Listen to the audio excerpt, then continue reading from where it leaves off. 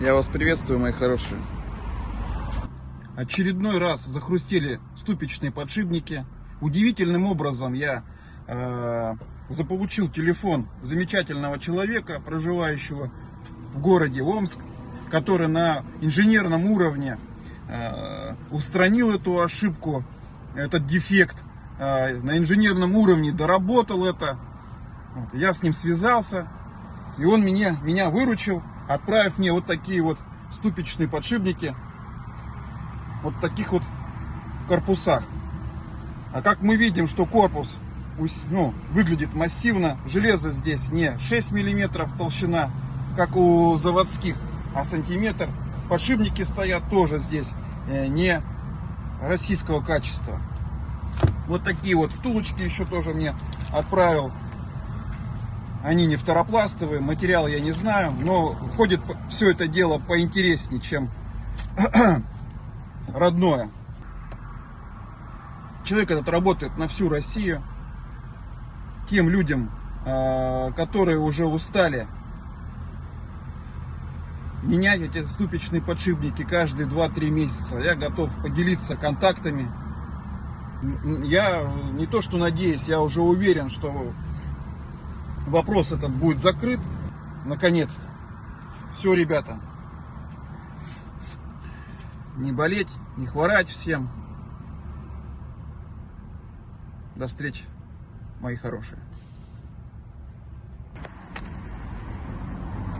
Вадим, человек, который отправил мне подшипники, сказал, что занимается этим делом 6 лет уже. И за 6 лет он ни одного подшипника не переделывал. Следовательно, подшипники эти ходят 6 лет. Сомнений в том, что он говорит, у меня абсолютно никаких нету. Этим видео я делюсь с теми людьми, которые уже замучились заниматься ерундой, тратить деньги, отвлекаться постоянно на эту замену, вместо того, чтобы работать и зарабатывать. Это не лохотрон никакой, ребят. Никого не принуждаю. И Вадима я рекламирую без его ведома. Просто ради того, чтобы люди перестали мучиться. У нас в городе никто вот такой деятельностью не занимается, как Вадим. И для меня была огромная радость повстречать людей, которые поделились со мной телефоном, контактом его. Человек оперативно все сделал, не затягивал. Буквально, к примеру, вчера с ним созвонился, а послезавтра я уже получил их. Качество,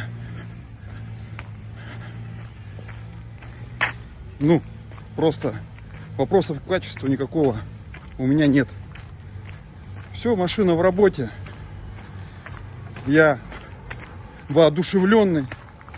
Жду результата. И буду заниматься чем-то другим уже. Не возвращаясь к этому вопросу. Ребята,